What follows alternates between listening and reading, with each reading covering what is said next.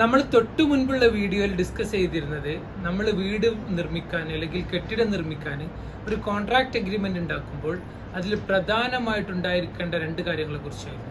അതിൽ first one payment term ആയിരുന്നു. അത് നമ്മൾ ഇതിന്റെ തൊട്ടു മുൻപുള്ള വീഡിയോയിൽ ക്ലിയർ ആയിട്ട് ഡിസ്കസ് ചെയ്തു. അപ്പൊ അത് കാണാത്തവരുണ്ടെങ്കിൽ ആ വീഡിയോ ഫസ്റ്റ് പോയിട്ട് കാണാം. ഞാൻ അതിന്റെ ലിങ്ക് ഇവിടെ മുകളിൽ കൊടുക്കുന്നുണ്ട്, താഴത്തെ ഡിസ്ക്രിപ്ഷനിലും കൊടുക്കുന്നുണ്ട്. അപ്പോൾ അവിടെ പോയിട്ട് ആ വീഡിയോ കാണാം. അതിന്റെ തുടർച്ചയാണ് ഇന്നത്തെ നമ്മുടെ ഈ വീഡിയോ. ഇന്ന് നമ്മൾ ഡിസ്കസ് ചെയ്യാൻ പോണത് കോൺട്രാക്റ്റിൽ എങ്ങനെയാണ് മെറ്റീരിയൽ സ്പെസിഫിക്കേഷൻ ഓരോ ഘട്ടത്തിലും ഉള്ള മെറ്റീരിയൽ സ്പെസിഫിക്കേഷൻ കറക്റ്റായിട്ട് കൊടുക്കുക എന്നുള്ളതാണ് നമ്മൾ ഡിസ്കസ് ചെയ്യാൻ പോണത്. So welcome to our next video. It's me Muhammad Hashim.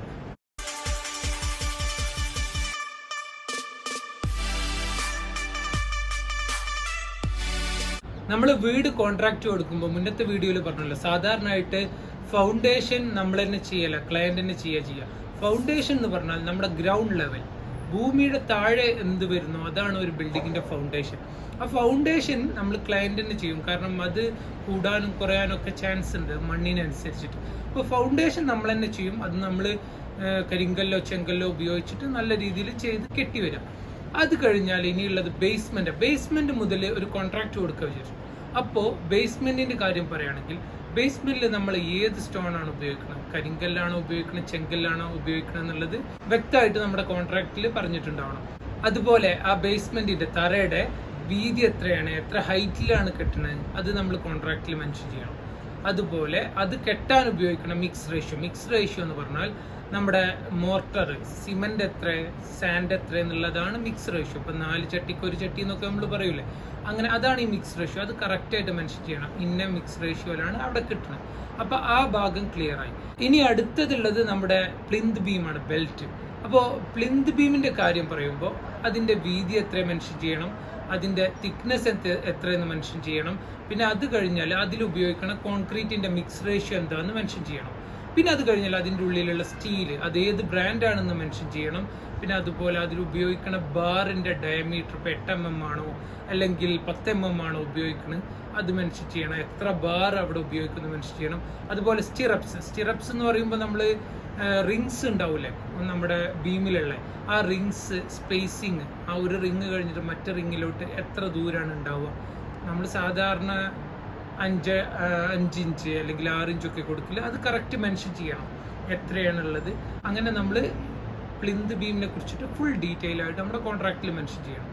ഇനി നമുക്കുള്ളത് ജനൽവാതിൽ കട്ടിലകളാണ്. അപ്പോൾ ജനൽവാതിൽ കട്ടിലൊക്കെ എന്താണ് ഉപയോഗിക്കുന്നത്? ഇനിയിപ്പോൾ മരമാണെങ്കിൽ സ്റ്റീലാണോ, മരമാണെങ്കിൽ തന്നെ ഏത് മരമാണ്, അങ്ങനെ മരമാണെങ്കിൽ ഇന്ന മരമാണെന്ന് പറഞ്ഞാൽ മാത്രം പോരാ. ഓരോ കട്ടിലയുടെയും വീതി നീളം എത്രയാണ് അതൊക്കെ കറക്റ്റ്. ഇപ്പൊ ജനലുകളാണെങ്കിൽ എത്ര സൈസാണ്, ഏത് സൈസിൽ എത്ര എണ്ണം, എവിടെയൊക്കെ വരും, ഇതൊക്കെ കറക്റ്റായിട്ട് നമ്മൾ കോൺട്രാക്റ്റിൽ മെൻഷൻ ചെയ്യണം. അത് കഴിഞ്ഞാൽ പിന്നെ നമുക്കുള്ളത് ബ്ലോക്ക് വർക്കാണ്, നമ്മൾ പടവ്. അപ്പോൾ ബ്ലോക്ക് വർക്കിൽ ഏത് കല്ലാണ് നമ്മൾ ഉപയോഗിക്കുന്നത്, ഇപ്പൊ ചെങ്കല്ലാണോ, ഇന്റർലോക്കിംഗ് ബ്രിക്ക് ആണോ, AC ബ്ലോക്ക് ആണോ, ഏതാണെന്ന് കറക്റ്റ് മെൻഷൻ ചെയ്യണം. പിന്നെ അതാണെങ്കിലും കല്ലാണെങ്കിൽ ഇപ്പോൾ AC ബ്ലോക്ക് ആണെങ്കിൽ അതിന്റെ ഡയമെൻഷൻ എത്രയാണ്. AC ബ്ലോക്ക് പല തിക്നെസ്സിലും വരുന്നുണ്ട്, 8 ഇഞ്ചിൽ വരുന്നുണ്ട്, 9 ഇഞ്ചിൽ വരുന്നുണ്ട്. അതുപോലെ സ്റ്റാൻഡേർഡ് അല്ലാത്ത പല ബ്ലോക്സും വരുന്നുണ്ട്. അപ്പോൾ ഇപ്പോൾ ഇഷ്ടികയാണ്, ചെങ്കല്ലൊക്കെ ആണെങ്കിൽ അതിന് സ്റ്റാൻഡേർഡ് ഡയമെൻഷൻ ഉണ്ട്, എല്ലായിടത്തും ഒരളവുണ്ട്, അത് പ്രത്യേകിച്ച് മെൻഷൻ ചെയ്യേണ്ട. പക്ഷെ ഇങ്ങനത്തെ ബ്ലോക്കൊക്കെ ആകുമ്പോൾ അതിൻ്റെ ഏത് തിക്നെസ് ഉള്ള, ഏത് നീളം വീതിയിലുള്ള ബ്ലോക്കാണെന്ന് കറക്റ്റ് മെൻഷൻ ചെയ്യണം. അതുപോലെ നമ്മുടെ ടോട്ടൽ വാളിന്റെ ഹൈറ്റ് എത്ര വരെ നമ്മൾ കിട്ടുന്നുണ്ട് അത് മെൻഷൻ ചെയ്യണം. ഈ ഒരു നിലയുള്ള വീടൊക്കെ ഉണ്ടാക്കുകയാണെങ്കിൽ നമ്മൾ മാക്സിമം കുറച്ച് ഈ 3 മീറ്ററിലൊന്നും നിർത്താതെ ഒരു 3.3 അല്ലെങ്കിൽ ഒരു 3.5 മീറ്ററൊക്കെ ആക്കിയിട്ട് വീടിന്റെ ഉയരം കൂട്ടാൻ നോക്കുക. അപ്പോൾ നമ്മൾ ഈ ചൂടിന്റെ ശല്യം കുറച്ച് കുറഞ്ഞു കിട്ടും, നല്ല വായുസഞ്ചാരം കിട്ടും. അപ്പോൾ എത്ര ഹൈറ്റ് വരെ നമ്മൾ നമ്മുടെ ഫസ്റ്റ് ഫ്ലോറിന്റെ വാൾ കെട്ടുന്നുണ്ട് എന്നുള്ളതൊക്കെ നമ്മൾ മെൻഷൻ ചെയ്യുക ക്ലിയർ ആയിട്ട്. പിന്നുള്ളത് നമ്മുടെ ലിൻഡലാണ്. ലിൻഡലിന് നമ്മൾ പ്ലിന്ത് ബീമിൽ പറഞ്ഞ പോലെ ലിൻഡലിന്റെ വിടുത്ത് എത്ര, ലിൻഡലിന് എത്ര ഹൈറ്റ് കൊടുക്കണം, ഏത് ഡയമീറ്ററുള്ള ബാറാണ് അതിൽ ഉപയോഗിക്കുന്നത്, സ്റ്റിറപ്സ് എത്ര സ്പേസിങ്ങിലാണ് ഇടുന്നത് എന്നുള്ളതൊക്കെ ക്ലിയർ ആയിട്ട് ലിൻഡലിനെ കുറിച്ചും പറയാം. പിന്നെ നമുക്കുള്ളത് നമ്മുടെ റൂഫ് സ്ലാബ് കാസ്റ്റിംഗ് ആണ്, നമ്മുടെ മെയിൻ വാർപ്പ്. അപ്പോൾ ഈ റൂഫ് സ്ലാബിനെ കുറിച്ച് കോൺട്രാക്റ്റിൽ പറയുമ്പോൾ എത്ര തിക്നെസ് ആണ് എന്നുള്ളത് കറക്റ്റായിട്ട് മെൻഷൻ ചെയ്യണം. കാരണം ഇപ്പോൾ 4 ഇഞ്ചിൽ വാർക്കണവരുണ്ട്, 5 ഇഞ്ചിൽ വാർക്കണവരുണ്ട്. അപ്പോൾ അത് കറക്റ്റായിട്ട് മെൻഷൻ ചെയ്യണം. അതുപോലെ ഏത് ബാറാണ് ഉപയോഗിക്കാൻ പോകുന്നത്, ഏത് ബ്രാൻഡാണ് ഉപയോഗിക്കാൻ പോകുന്നതെന്ന് കറക്റ്റ് മെൻഷൻ ചെയ്യണം. പിന്നെ എത്ര ഡയമീറ്റർ ഉള്ളതാണ്, ഏത് സ്പേസിങ്ങിലാണ് ബാറൊക്കെ ഇടുന്നത് എന്നുള്ളതും കറക്റ്റ് മെൻഷൻ ചെയ്യണം. പിന്നെ അതുപോലെ ഏത് റേഷ്യോ ഉള്ള മിക്സ് ആണ് ഉപയോഗിക്കുന്നത്, 1:2:4 ആണോ, 1:1.5:3 ആണോ, അതൊക്കെ കറക്റ്റ് മെൻഷൻ ചെയ്യണം. അത് കഴിഞ്ഞിട്ട് ഇപ്പോൾ ഇതിലെന്തെങ്കിലും വാട്ടർ പ്രൂഫിംഗ് ആയിട്ട് വല്ല അഡ്മിക്സ്ചറൊക്കെ ആഡ് ചെയ്യുന്നുണ്ടെങ്കിൽ അത് എത്രയാണ് ആഡ് ചെയ്യുന്നത്, എങ്ങനെയാണ് ആഡ് ചെയ്യുന്നത് എന്നുള്ളതൊക്കെ അതിൽ പറയണം. പിന്നെ ഏറ്റവും ഇമ്പോർട്ടൻ്റ് ആയിട്ടുള്ളത് നമ്മുടെ മെയിൻ സ്ലാബിൻ്റെ ക്യൂറിംഗ് ആണ്, നനക്കൽ. അത് കഴിവതും നമ്മൾ കോൺട്രാക്ടർ ഏതെങ്കിലും പണിക്കാരെ ഏൽപ്പിക്കാതെ നമ്മൾ തന്നെ ഏറ്റെടുത്തത്, നമ്മളെ വീടല്ലേ, അപ്പം നല്ല രീതിയിൽ അത് നനച്ചു കൊടുക്കണം, നല്ല ഉഷാറായിട്ട്. ഇനി നമുക്ക് അടുത്തതായിട്ടുള്ളത് നമ്മുടെ ഇലക്ട്രിക്കൽ വർക്ക്സും പ്ലംബിംഗ് വർക്ക്സും ആണ്. ഇലക്ട്രിക്കൽ വർക്കിന്റെ കാര്യം നമ്മൾ നോക്കുകയാണെങ്കിൽ നമ്മൾ ആദ്യം ആർക്കിടെക്ചറൽ പ്ലാൻ തയ്യാറാക്കുമ്പോൾ തന്നെ അതിൻ്റെ കൂടെ എത്ര പോയിന്റ്സ് വരുന്നുണ്ട്, എവിടെയൊക്കെ എത്ര ലൈറ്റ്സ് വരുന്നുണ്ട്, എത്ര സോക്കറ്റ്സ് വരുന്നുണ്ട് എന്നൊക്കെ ഡീറ്റെയിൽ ആയിട്ടുള്ള ഒരു ഇലക്ട്രിക്കൽ പ്ലാൻ കൂടി നമ്മുടെ ആർക്കിടെക്ചറൽ പ്ലാനിന്റെ കൂടെ അറ്റാച്ച് ചെയ്യുക തുടക്കത്തിൽ തന്നെ. അപ്പം എന്താ, നമുക്ക് തന്നെ നമ്മുടെ വീട് നിർമ്മാണത്തിന്റെ മുൻപ് തന്നെ ഐഡിയ ഉണ്ടാവും എവിടെയൊക്കെയാണ് ലൈറ്റ്സ് വരിക, എവിടെയൊക്കെയാണ് നമ്മുടെ എക്സ്ട്രാ പോയിന്റ്സ് വരിക എന്നൊക്കെ.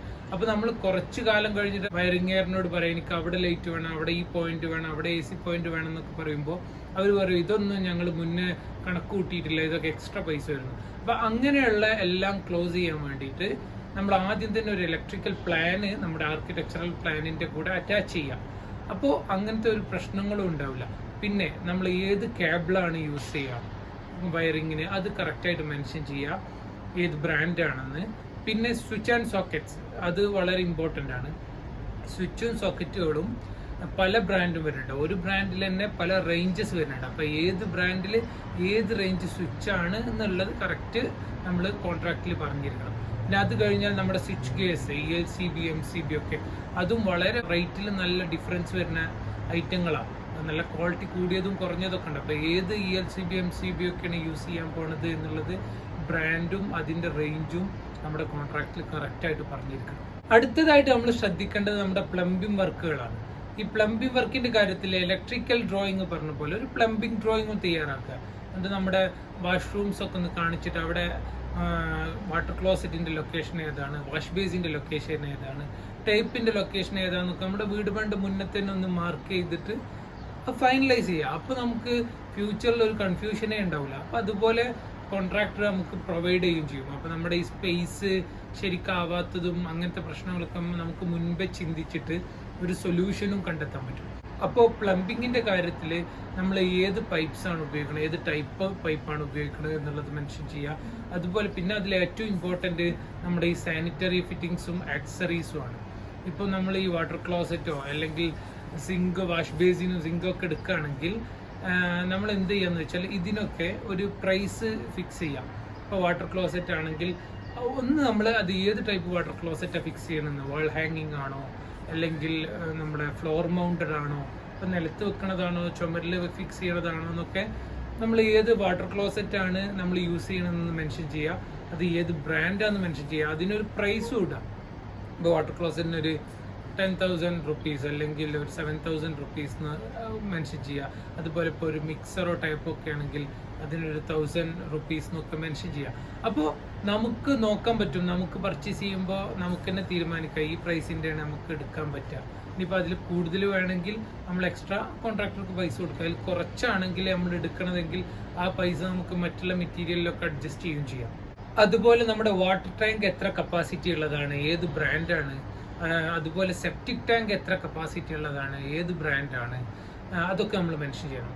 അതുപോലെ തന്നെ നമ്മുടെ ഡോർസിൻ്റെയും നമ്മുടെ വിൻഡോസിൻ്റെയും ഒക്കെ ലോക്കുകൾ ഏത് ബ്രാൻഡാണ്, അതിൻ്റെ ആക്സസറീസ്, വിജൗരി, അതുപോലെയുള്ള ലോക്സ് അതൊക്കെ ഏത് ബ്രാൻഡാണ്, ഏത് ടൈപ്പാണ് എന്നുള്ളതൊക്കെ നമ്മൾ മെൻഷൻ ചെയ്യണം. ഇനി നമ്മൾ ഫ്ലോറിങ്ങിനെ കുറിച്ച് സംസാരിക്കുകയാണെങ്കിൽ നമ്മൾ ആർക്കിടെക്ചറൽ പ്ലാനിൻ്റെ കൂടെ തന്നെ ഒരു ഫ്ലോറിംഗ് പ്ലാനും കൂടി അറ്റാച്ച് ചെയ്യാം. അപ്പോൾ ആ ഫ്ലോറിംഗ് പ്ലാനിൽ കറക്റ്റായിട്ട് പറയാം ഇന്ന ഏരിയയിൽ ഇന്ന ഫിനിഷാണ് കൊടുക്കാൻ പോണത്. അപ്പോൾ നമ്മളിപ്പോൾ ഗ്രൗണ്ട് ഫ്ലോറിൽ ഇപ്പോൾ ഫുൾ മാർബിളാണ് വിചാരിക്കുന്നുണ്ടെങ്കിൽ അവിടെ ഫുൾ മാർബിൾ, അപ്പോൾ ഏതൊക്കെ ഏരിയയിലാണ് മാർബിൾ അതൊക്കെ മെൻഷൻ ചെയ്യുക. പിന്നെ ഫസ്റ്റ് ഫ്ലോറിൽ നമ്മളിപ്പോൾ മാർബണൈറ്റോ അല്ലെങ്കിൽ വേറെ വല്ല ഫിനിഷുമാണ് കൊടുക്കണമെങ്കിൽ അത് അവിടെ മെൻഷൻ ചെയ്യാം. അങ്ങനെ ഏത് ഏരിയയിൽ ഏത് ഫിനിഷാണ് വരുന്നത് എന്നുള്ളത് കറക്റ്റായിട്ട് മെൻഷൻ ചെയ്യാം. പിന്നെ ഇനിയിപ്പോൾ ഓരോന്നാണെങ്കിലും ഇപ്പോൾ മാർബിളും ടൈലൊക്കെ ആണെങ്കിലും അതിനൊരു PC റേറ്റഡ്, ഒരു സ്ക്വയർ ഫീറ്റ് റേറ്റഡ് മെറ്റീരിയലിന് അത് മെൻഷൻ ചെയ്യാം. അപ്പോൾ 150 രൂപയുടെ മാർബിളാണ് ഇടാൻ പോകുന്നത്, അല്ലെങ്കിൽ ടൈലാണെങ്കിൽ ഒരു 60 രൂപയുടെ ടൈലാണ് ഇന്ന ഏരിയയിൽ നമ്മൾ കൺസിഡർ ചെയ്തിട്ടുള്ളതെന്ന് മെൻഷൻ ചെയ്യാം. അപ്പോൾ നമ്മളിത് പർച്ചേസ് ചെയ്യുമ്പോൾ നമുക്ക് കൂട്ടണമെങ്കിൽ കൂട്ടാം, കുറക്കണമെങ്കിൽ കുറക്കാം, എന്നിട്ട് കുറച്ചിട്ടുള്ള പൈസ വേറെ ഏതെങ്കിലും മെറ്റീരിയൽക്ക് എടുക്കാം, അങ്ങനെയുള്ള അഡ്ജസ്റ്റ്മെൻ്റ് ഒക്കെ ചെയ്യാം. പിന്നെ ഇതേ കറക്റ്റ് വിലയിലുള്ള സാധനമല്ലേ നമ്മൾ കോൺട്രാക്ടർ മേടിക്കണമെന്നൊക്കെ നമുക്ക് മോണിറ്റർ ചെയ്യാം. അപ്പോൾ ഈ കാര്യങ്ങൾ ഫ്ലോറിങ്ങിൻ്റെ കാര്യത്തിൽ നമ്മൾ ശ്രദ്ധിക്കണം.